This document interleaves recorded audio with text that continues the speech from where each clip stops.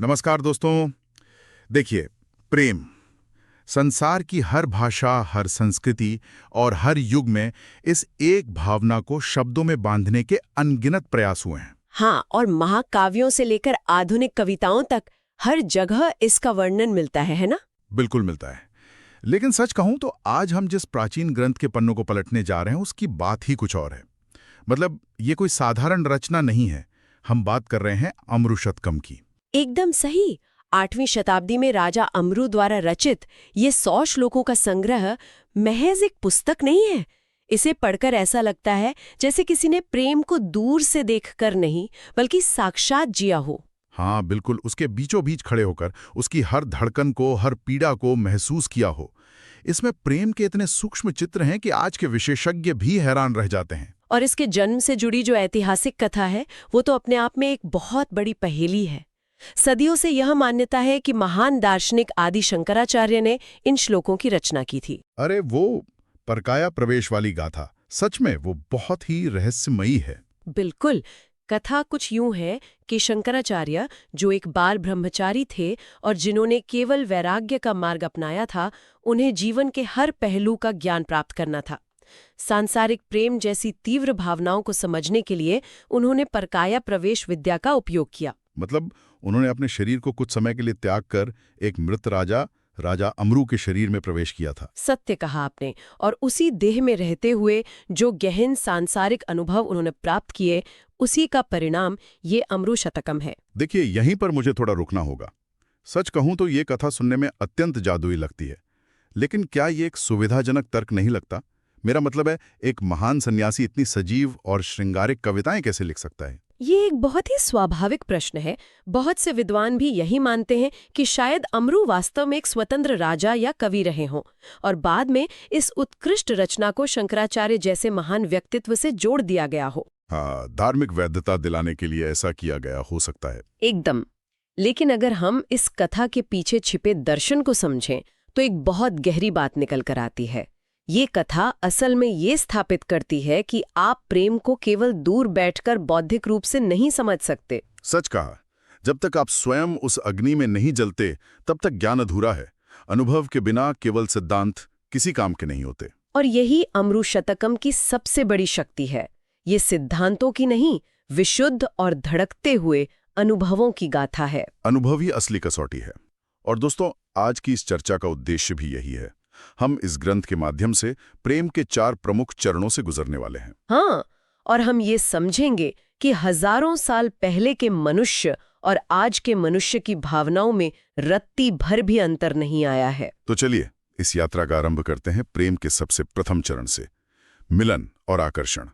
वो पहला जादुई क्षण जब दो लोग एक दूसरे की ओर खिंचे चले जाते हैं। अमरुशतकम इस अवस्था को बहुत ही गहराई से पकड़ता है। राजा अमरू पूरे महाकाव्य नहीं लिखते, बल्कि एक ही श्लोक में पूरी कथा समेट लेते हैं, जिसे मुक्तक कहते हैं ना। बिल्कुल।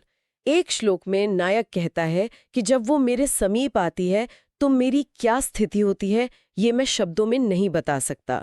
मेरी दृष्टि केवल उसके चेहरे पर ठहर जाती है। अरे वाह! मतलब आसपास की पूरी सृष्टि जैसे अचानक से धुंधली होकर लुप्त हो जाती है। उसकी वह एक मुस्कान ही ब्रह्मांड का केंद्र बन जाती है।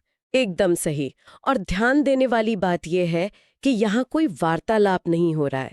आकर्षण जब अपने चरम पर होता है तो शब्द अपना अर्थ खो देते हैं। यही बात सबसे अधिक सोचने पर विवश करती है। आज के समय में हम संचार को केवल शब्दों से जोड़कर देखते हैं, तो फिर ये मौन, ये बिना कुछ कहे केवल एक दृष्टि का मिलना हजारों शब्दों से अधिक शक्तिशाली कैसे हो जाता है? इसके पीछे का विज्ञान और मनोविज्ञान बहुत स्पष्ट है। भाषा और शब्द बहुत ही सीमित होते हैं। जब हम बोलते हैं तो समाज के नियमों और तर्कों में बंध जाते हैं। लेकिन प्रेम में तर्क कहाँ होता है? सत्य कहा। जब आकर्षण हावी होता है तो मस्तिष्क का तार्किक हिस्सा मौन हो जाता है। तब जो संवाद होता है वो सीधे हमारी आत्मा से होता है। एक साधारण सा स्पर्श शरीर में जो हलचल पैदा करता है, वो शरीर की अपनी भाषा है। सच में ये कुछ वैसा ही है जैसे बिना कोई वाद्य यंत्र छुए ही सबसे मधुर संगीत कानों में गूंजने लगे। एक अदृश्य लेकिन अत्यंत शक्तिशाली जुड़ाव। बिल्कुल। लेकिन देखिए, मानव स्वभाव ऐसा है कि ये शांति हमेशा एक जैसी नहीं रहती। जब शुरुआती खुमार थोड़ा शांत होता है तब एक जटिल मोड़ आता है और हम प्रवेश करते हैं दूसरे चरण में, मान। मान मतलब झूठ मूठ का रूठना या बनावटी क्रोध। ये अवस्था सच में किसी नाटक से कम नहीं है। हाँ, अमृत शतकम में एक बहुत ही सुंदर दृश्य है जहां नायिका बिस्तर पर सोने का नाटक कर रही है। वह जानती है कि नायक आ गया है, फिर भी चेहरा दूसरी तरफ फेर कर अपनी सांसों को धीमा कर लेती है। वह बस ये चाहती है कि नायक आए, उसे मनाए और अपनी त्रुटि स्वीकार करे। लेकिन सच कहूं तो जब दोनों एक दूसरे से इतना स्नेह करते हैं तो ये बनावटी दीवार खड़ी करने का क्या उद्देश्य है? इसे केवल एक खेल समझना भूलोगी। असल में ये रिश्ते के लिए एक प्रकार का परीक्षण है। जब निकटता एक आदत बनने लगती है तो एक दूसरे का मूल्य कम होने का भय रहता है। तो यह रूठना उस अहंकार की परीक्षा है। वो देखना चाहती है कि क्या नायक उसके सामने झुकने को तैयार है। एकदम सही। जब नायक मधुर वचनों से रिझाता है या अपने मित्रों को दूत बनाकर संदेश भेजता है तो वो वास्तव में अपने अहंकार को तोड़ रहा होता है। अरे ये तो बिल्कुल धनुष की डोरी की तरह है। मतलब डोरी को जितना पीछे खींचा जाता है, प्रेम का बाण उतनी ही गहराई तक जाता है। क्या ये दिलों को बांधने का अचूक उपाय है? हाँ, इसे एक भावनात्मक टीका कह सकते हैं।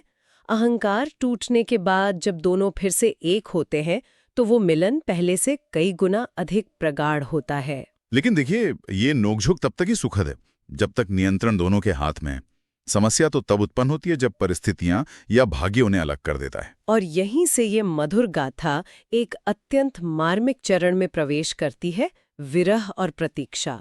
ये प्रेम का वो चरण है जो सबसे अधिक पीड़ादायक है। विरह का नाम सुनते ही शून्यता सी छा जाती है।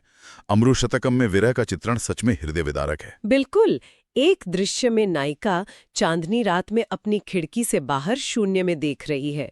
उसकी आंखों का खालीपन उस रात के अंधकार से भी अधिक गहरा है। वो बस द्वार पर टकटकी लगाए बैठी है। एक एक पल जैसे युग के समान लंबा लग रहा है। लेकिन यहाँ एक बहुत ही अजीब विरोधाभास देखने को मिलता है। प्रकृति, जो मिलन के समय सबसे बड़ी मित्र होती है, वो वियोग के समय अचानक एक क्रूर शत्रु जैसी क्यों प्रतीत होने लगती है? क्योंकि हमारी आंतरिक पीड़ा हमारे दृष्टिकोण को बदल देती है। जब आप भीतर से अत्यंत एकाकी महसूस कर रहे होते हैं तो आपका मस्तिष्क बाहरी वातावरण से भी उदासी की अपेक्षा करता है। मतलब जब भीतर दुख हो और बाहर चांद अपनी पूरी सुंदरता से चमक रहा हो, तो वो सुंदरता उस पीड़ा का उपहास करती हुई प्रतीत होती है। एकदम सही।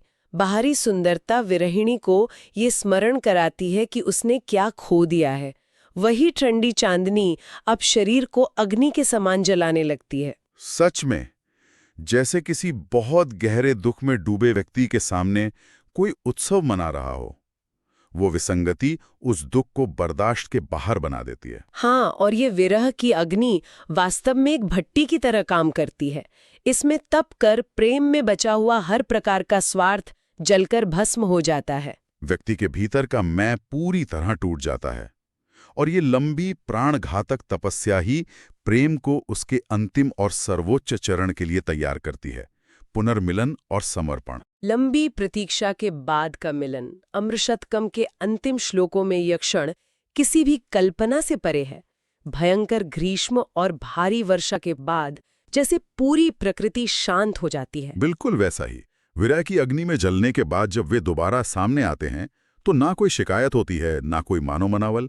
सब कुछ बस एक गहरे मौन और पूर्ण क्षमा में बदल जाता है। इस अलौकिक बिंदु को अद्वैत कहा जा सकता है, जहां दो का अस्तित्व ही समाप्त हो जाए।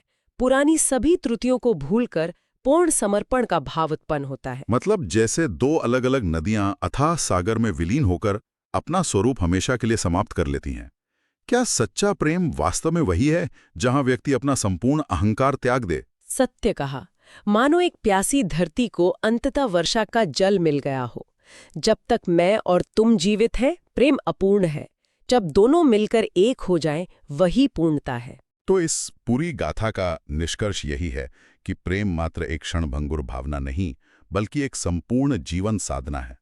इसमें असीम सुख है, अथाह दुख है और अंततः एक परम शांति है। और सबसे बड़ी बात यह है कि हजारों वर्ष पूर्व रचे गए ये श्लोक आज भी हमारी जीवन के लिए उतने ही सत्य है। युग चाहे कितने भी बदल जाए, मनुष्य के हृदय में कोई परिवर्तन नहीं आता। सच कहूं तो ये सब हमें एक बहुत ही बेचैन कर देने वाले विचार पर लाकर खड़ा कर देता है। जरा सोचिए, यदि हजारों वर्षों में हमारी प्रेम करने, रूठने और तड़पने की प्रवृत्ति रत्ती भर भी नहीं बदली है, तो क्या इसका अर्थ ये है कि मानवीय आत्मा समय के बंधनों से पूरी तरह मुक्त है? एकदम यही प्रश्न। हम भौतिक रूप से कितने भी आगे बढ़ जाएं, पर हमारी आत्मिक यात्रा आज भी उसी प्राचीन मार्ग पर है। दोस्तों, इस विचार पर गहराई से मनन अवश्य कीजिएगा। सच में ये हृदय को झकझोर देने वाला सत्य है। तो दोस्तों, प्रेम का कौन सा रंग आपको सबसे अधिक हृदय स्पर्शी लगा? मिलन का उल्लास या विरह की अथाह गहराई?